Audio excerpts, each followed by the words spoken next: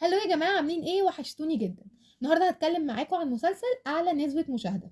هتقولي لي ما انت اتكلمتي عليه قبل كده. هقول لكم لا، ده انا كنت بدي نصيحة بس. هتقولوا لي ما المسلسل خلص ونشوف الجديد. هقول لكم لا، هو المسلسل خلص بس احداثه لسه متعايشة معانا. فيلا بينا نشوف هنقول ايه النهارده عن مسلسل اعلى نسبة مشاهدة.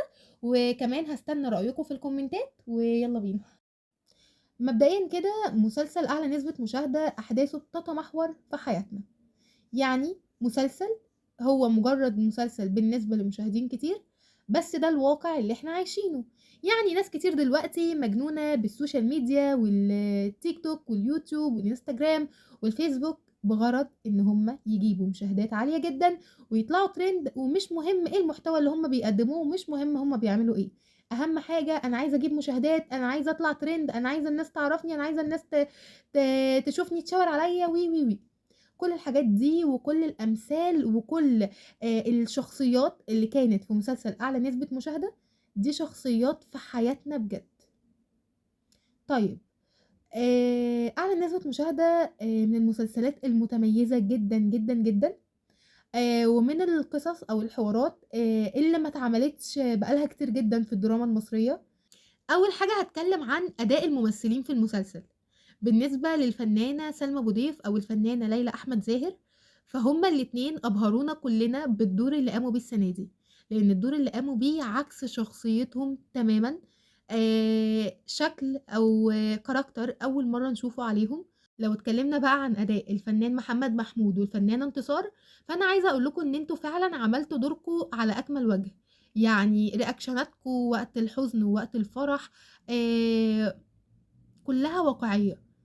خوفكم على عيالكم رغم كل الغلطات اللي هما بيعملوها بجد، يعني شابو ليكم. انما بقى لو اتكلمنا عن اداء الفنانة فرح يوسف والفنان اسلام ابراهيم، فانا شايفة ان انتوا الاتنين ككاركتر مع بعض في المسلسل، يعني الفرق ما بين السماء والارض. يعني هو كان طالع بدور راجل فلاتي بتاع ستات، وانت كنت طالعه بدور الست الشقيانه، اللي بتجري على، يعني اللي هي بتعمل كل جهدها ان هي تحافظ على بيتها. وكمان انا بشكر فريق العمل كله اللي هو ساعد ان المسلسل فعلا ينجح ويبقى ترند الموسم. عايزه بقى اتكلم على نقطه مهمه جدا. بعيدا ان المسلسل حلو قوي، وبعيدا ان المسلسل عجبنا كلنا. كان في انتقادات عليه، بس احنا شعب بيحب ينتقد. يعني مفيش حد فينا مفيش عمل نزل قبل كده اصلا محدش انتقده. اللي عمل اداء ناجح هتلاقي اعدائه كتير، ليه معرفش، بس احنا شعب كده، احنا شعب انتقادي يا جماعة. فبعيدا عن اي حاجة، بس احنا كلنا عارفين وكلنا متفقين ان المسلسل ناجح. ليه؟ لان هما بيتكلموا على قصة فعلا او على موضوع فعلا يعني في الوقت اللي احنا فيه ده مكتسح، وهو السوشيال ميديا. عايزة اقول حاجة، ان انتوا اكيد في حياتكم ناس زي شيماء، زي نسمة الكاريزما، زي هبة تاتو. الاشخاص اللي في حياتكم كده، حاولوا ان انتوا يا جماعة تقعدوا تتكلموا معاهم، حاولوا ان انتوا تنصحوهم، حاولوا ان انتوا تقنعوهم ان هم يقدموا محتوى مفيد. حاولوا ان انتوا توعوهم ان السوشيال ميديا ليها اضرار كتير، ولازم يخلي بالهم كويس قوي من اي خطوة يبدأوا ان هم ياخدوها في موضوع السوشيال ميديا. ناس كتير بتقول انا ماليش دعوة، وانا يعني لو كلمتها ولا قلت لها ما تعمليش كذا، هي يعني هتسمع كلامي.